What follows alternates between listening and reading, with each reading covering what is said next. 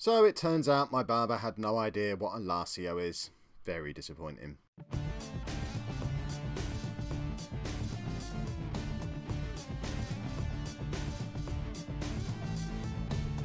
Hello and welcome to Season 11, Episode 5 of Non-League to Legend. I'm Kev, and coming up on today's episode, we have the FA Cup 4th round tie away against Swansea, the transfer window slamming shut, and an away game against top of the... Oh, they're not top of the table. They're one place above us, Manchester United in the league. It's going to be busy. I've been quite busy as well. If we start off by looking at what's been going on since you were last with me, I think the last games you saw were the Leicester and Carlisle games. Since then, mixed form. Again, this is why we're starting to tumble down the league a little bit. As you've just seen, we're down to 7th place now. And that's largely because of some really indifferent form in January. We lost 2-1 away against Newcastle, drew 3-3 at home against Cardiff. I mean, really, the sort of form we've been in the early part of the season, I would have expected to pick up at least 4 points from those two games, and we ended up with just the one. We did beat Brighton 4-2 away from home. And then drew 2-2 at home to Watford. And I've got a feeling that was a late equaliser from Watford. There you go. It was Jack Baldwin again, though. Current posh player. He's scored 2 goals this season. They've both been against us, and I think they've both been equalisers. So he's got it in for me, definitely. So results-wise, not looking particularly good, which has seen us tumble down to 7th in the league. We're still only 3 points off of Arsenal in 4th place. So Champions League isn't a ridiculous dream, although it probably was all along. Still hopeful that we might be able to secure one of these Europa League places. And if you look, we are very much in the breakaway top 7. There's an 8-point gap between us and Wolves in 8th place. If at the end of the season we finish bottom of that top 7, that's still probably going to be a Europa League spot and will be a fantastic achievement for us as well. Obviously, I would like to finish as high as possible within that little group. Transfer-wise, you know I've been busy. I'm always busy transfer-wise. We'll start with who has left, because we've had a couple of players leave. In fact, we've only had one. There's one about to leave. Jan Zeman has left the club. I mentioned this in the last episode. He's gone to Rennes, £1.3 million. And to show what a terrible £13 million he was, the Ipswich Town supporters were impressed that we got so much money for him. 2 years after we spent £13 million on him, we got £1.3 million, and the fans were impressed. Pascal Leader's also kicking off a little bit that he's not getting any game time, so he's on his way out on loan, but it was kind of on the condition that we could bring in another player to replace him. We've only really managed to bring in one. We'll start with that guy, the defender, Alexei Sokolov. My scout said he was 5-star potential. Clearly not. Only 3-star potential, which is a little bit disappointing. You can't win them all with the scouts. But he's 22 years old. He's already played 26 times for Russia. And I'm thinking, it's another fairly cheap player from Dortmund. Last time we got a fairly cheap player from Dortmund, that worked out quite well. So he's come in. He's going to be our backup centre-back behind Dane and Zabala. Ideally, would like to bring another one in as well, because Leader's on his way out. But it's not looking likely at this stage. We are quickly running out of time. Really happy with this guy, Oscar Sanchez. He's in from Real Madrid initially on loan, but I'm already thinking this might be another one of those loans that we convert into a permanent deal. Really like the look of this lad. 22 years old, as I say, come in from Real Madrid. He spent some time playing at Real Sociedad last season, where he got 12 goals in 36 games in the top division in Spain. We're paying a fee to bring him in on loan, but he already looks a little bit special. He's made 4 substitute appearances, scored 1, made 1. He looks good, so I'm hoping we'll be able to bring him in to act as some kind of rotation with these. I mean, it might spell the end of Thierry Ambrose, which would be a bit disappointing. Really, he's here to cover for Lacio, who, I mean, he's only out for a couple more weeks now, but when we brought Sanchez in, Lacio was still 6 weeks away from being fit, and we needed a 4th striker, so he came in on loan. And then I just went and spent a little bit of money, and I kind of regret doing it now. I'll talk you through the players that we signed first, and then I'll explain why I regret doing it. So first one, Christian Pies? I don't know. 18-year-old Uruguayan holding midfield player, can also play in central midfield, but really wanted him as backup to Fritzsche, who's now been injured, just to give us the ongoing option to be able to play the diamond if the situation arises. I signed him purely based on his potential. He's going to be very, very good. He's not yet He's actually come in straight into our under-21s. I don't expect him to get any game time this season, but he seemed like a bit of a bargain at £3.6 million. And another bargain, Mallory Negra. Is that how we would say that? 19-year-old French midfielder. He came in from Real Madrid as well. I think that's the third Real Madrid player we've signed in the last 6 months. Lazarov was from there as well. £5 million. He's been playing at Castilla this season and been playing really, really well. 5 assists, really good average rating. He's going to come in as a rotation option in midfield. He's still not as good as the midfield options that we've got, but he's young, bags of potential. I mean, we've got a greyed out or blacked out 5th star there, so could potentially be a real top player in a couple of years' time. And again, seemed like a bit of a bargain. At that point, I was thinking, there's nothing really else out here that we're going to buy. Let's just sign a couple of young players. But then, the reason I regretted it is because this guy then became available, or my scouts told me he existed. Rafael Delgado is Derby's first choice goalkeeper. He's only 23 years old. He's already played 24 times for Uruguay. More importantly than that, he spent a season and a half as Derby's first choice goalkeeper in the Premier League. He is a little bit better than Ben Garrett at the moment, but with the potential to get a lot better than him. Looks like a really, really top quality goalkeeper. But at the moment, we can't afford to sign him. I mean, it might be just as well. £22 million for a young goalkeeper, barely better than our current first choice, probably isn't that clever. But if you'd have offered me this choice at the start of the transfer window, I would have definitely signed Delgado ahead of the 2 young midfield players. There's always the chance that in the next 24 hours, we sell someone. I don't know who or why, but we might be able to sell someone to bring Delgado in. There's no wage budget left for a wriggling. There is no way to make this deal go through. I've asked the board for more money and they told me to get lost because we've already spent £300 million in the last 18 months. Probably. Oh, it's terrifying. So he's probably not going to come in, and these are the deals we're currently considering for Leader.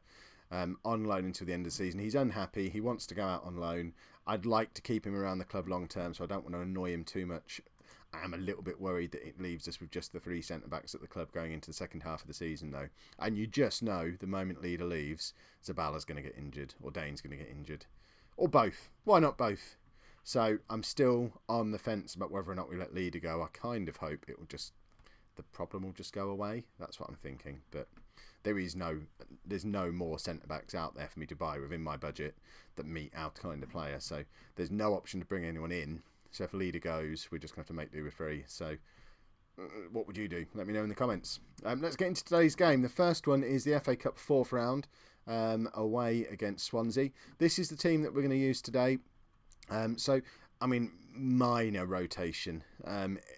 The back 4 is pretty much full strength, other than the fact we've got Will Leach in for Kyle Walker-Peters. I've remembered to do it in a cup tie this time. We're also rotating a little bit in midfield, giving Negra his debut and bringing Christensen in to play alongside him and Yusuf. David Martin gets a rare start in place of Johnny Vaughan, and I'm also giving Modou Fall a rest. And just having a look at Sanchez and Thomas up front together. This will be Sanchez's first start. Thomas has been in quite good goal-scoring form. If we have a little look at him, 9 goals in 16 games. Last year is not necessarily going to waltz straight back into this side. But this is the team that we're going for today. Rotated a little bit. I'm still learning how to rotate. But, you know, it's the FA Cup. So as much as we'd like to win it, my mind is more focused on Man United in a couple of days' time. I think it's 3 days' time until the Man United game, which is why I'm resting the likes of Vaughan and Fall. Rotation. We're not going to tell the press we're focusing on bigger things. I'll tell you lot. I'm not going to tell the press. They'll slaughter me. Right. Let's go and try and pick up a win against Swansea. Swansea, if I remember rightly, did beat us in the league quite recently. So when we've got a weakened side, they don't appear to have a particularly weakened side.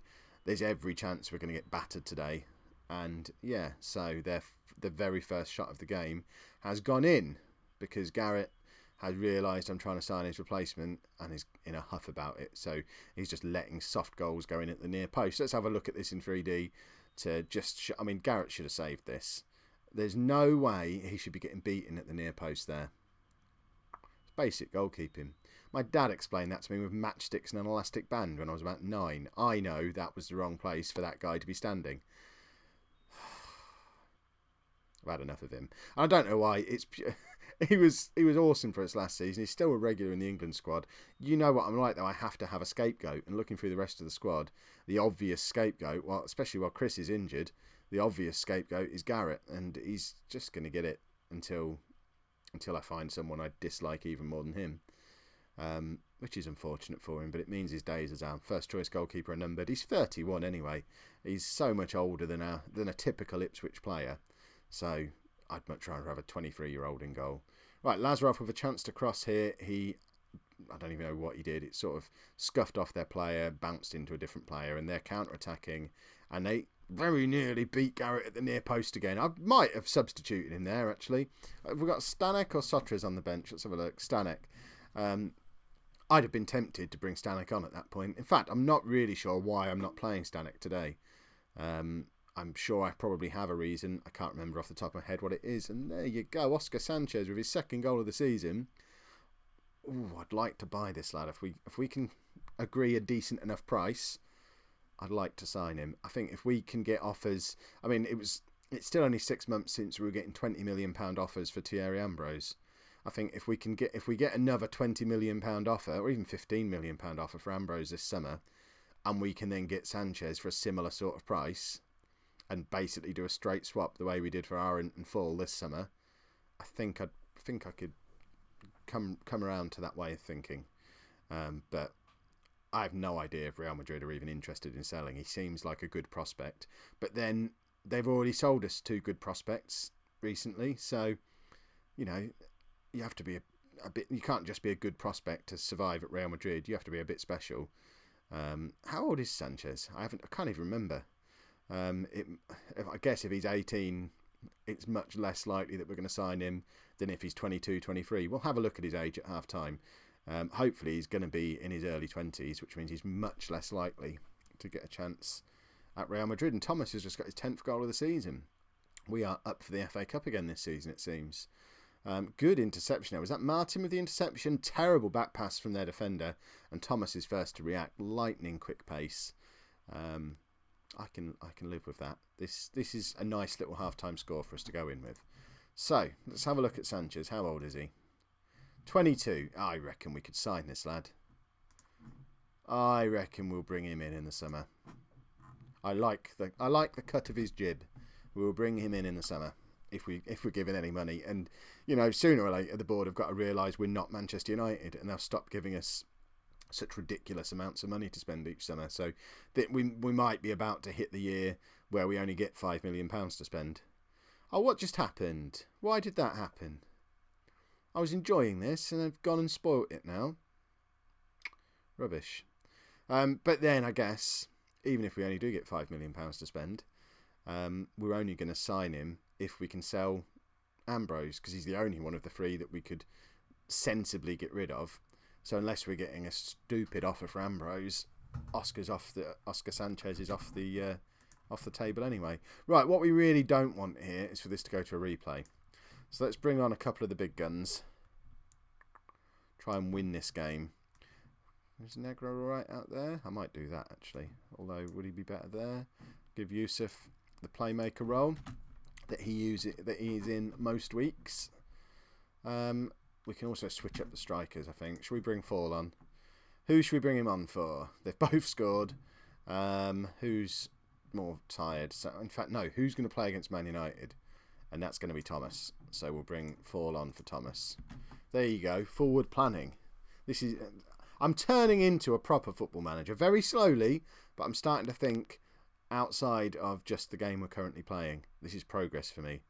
Right, Yusuf, out to Lazarov. Can we win it here? Cross comes in. We've got a penalty 5 minutes from the end of the game. I have no idea who our penalty taker is these days. I can't keep track. Who is number 15? Who is number 15? Is that one of the midfield? Is that Cool? Is he number 15? It is. There you go. 3-2. Lock them down. That's what we need to do now. We haven't got any subs left to actually lock them down properly, though. And we all know that trying to go defensive with this formation is a stupid idea. So when I say lock them down, what I actually mean is please don't concede another goal, lads. Right, Yusuf now coming away with the ball. We've got the chance for a counter here, and Fall is free. Kind of ran in the wrong direction, but it doesn't matter because he finds Yusuf, and that is a neat finish. We just scored a counter-attacking goal. We never do that. This is a lovely break. Fall using his pace, and then really does pick out his man Yusuf in loads of space, enjoying his roaming playmaker role, almost as if that was deliberate and more top-quality management on my part. See, we're going to get hammered by Man United now. That's twice I've complimented myself. This is... Why do I do these things? Right, surely we're not going to go and get a fifth now. The whistle's about to go, isn't it? No, not even any time to take the free kick. There you go. Sanchez was sensational today, apparently, for his 7.6. Yusuf's just sort of standing there thinking, woo, 8.7. He's sensational. Don't get it. Right, so we're through to the fifth round of the FA Cup. Hopefully another run is in the offing. We'll do the draw and then we'll play Man United. Right, it's the fifth round draw of the FA Cup. Let's get into this before I start moaning about Carlos Zabala again. So, what we really want here is a winnable game. There are a few winnable looking games sat around in this draw. Two of them have already gone. That's what we really need, a winnable one. Because I want to win this competition. Norwich would have been nice. Say Sheffield Wednesday away, that would do. We don't want this one. This is going to be us, isn't it? Oh, right, okay. Either of them are winnable, I think. This one could... No, so who have we got? QPR. To be honest, QPR or Coventry. I can live with that. I think they're winnable. And on to Carlos Zabala. He is the worst person in the world on transfer deadline day. Manchester City have turned his head this time. They've only offered 22 million quid for him. Turned it down. He's got a grump on again. So I've had to postpone Pascal Leader leaving because he might need to come into the side now if Zabala is going to be an idiot and not want to play. And all that means we also haven't been able to sign that goalkeeper either. So assuming nothing happens in the next 5 hours before the transfer window closes, then there'll be no more moves. I imagine in about 20 seconds time I'll be telling you all about the 5 more deals that have gone through because of Zabala. Well, it turned out nothing else happened. So quite uneventful. Pascal Leader is a bit of a mug because he's given me more time to agree to loan him out to somewhere because I tried my best to find him a loan deal. It just didn't happen. So I've got until summer now to find him a loan deal. I don't think he was paying attention. He'll be really annoyed when he watches this video. As we can see, Carlos Zabala is still annoyed. He's disappointed at not being able to join Manchester City. He doesn't feel our previous chat went very well. Don't care.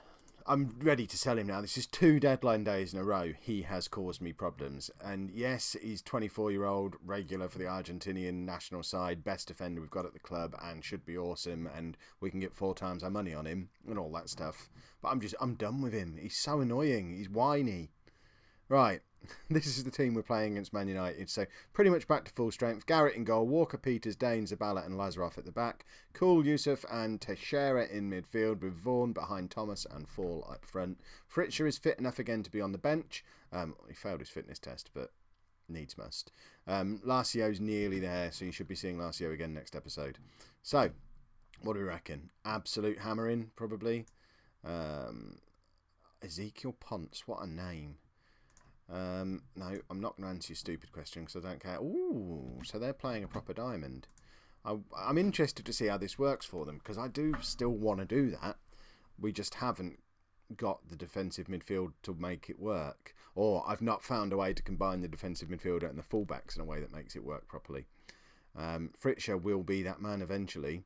But I think he's too young to rely on in that position at the moment because he tends to wander about a little bit. It might be because I have him as defensive midfielder on support. Perhaps I need to give him an instruction that just tells him to literally sit there in front of the back four, let the fullbacks bomb on and almost become a third defender. A halfback maybe is what I need to do with Fritcher.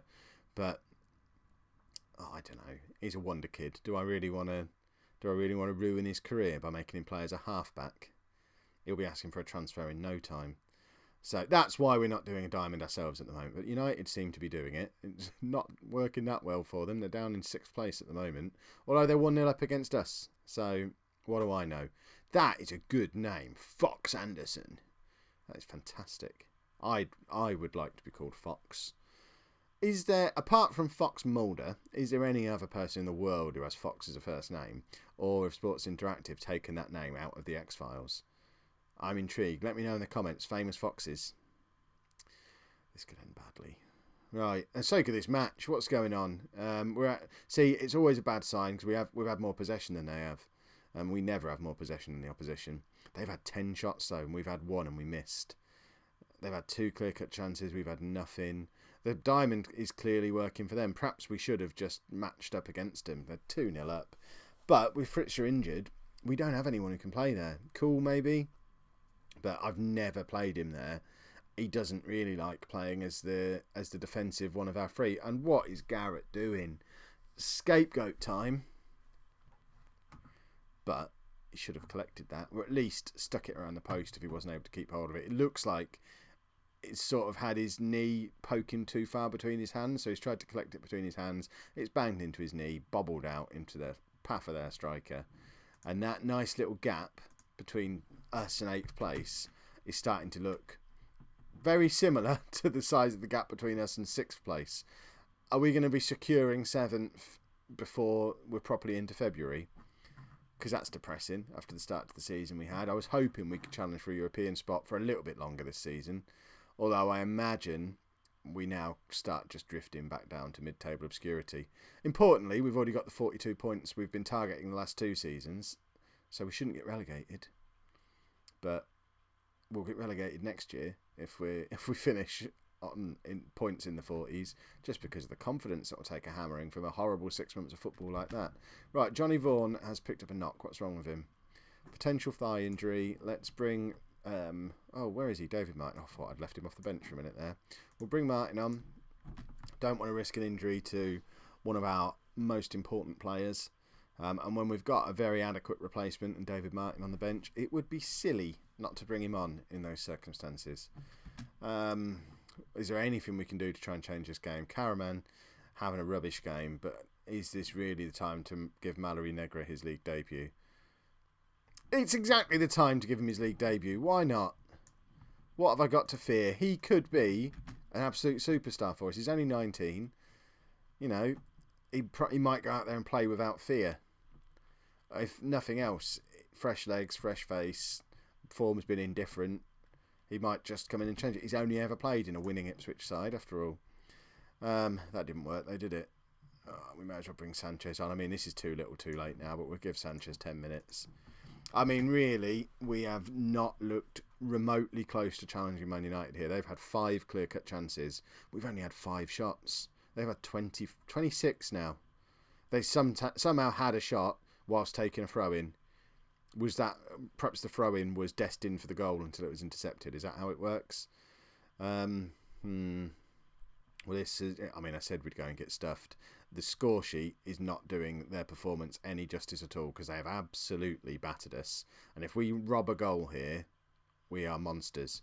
And Fall knows that, and that's why he deliberately hit it over the crossbar, because he didn't want to spoil Man United's day.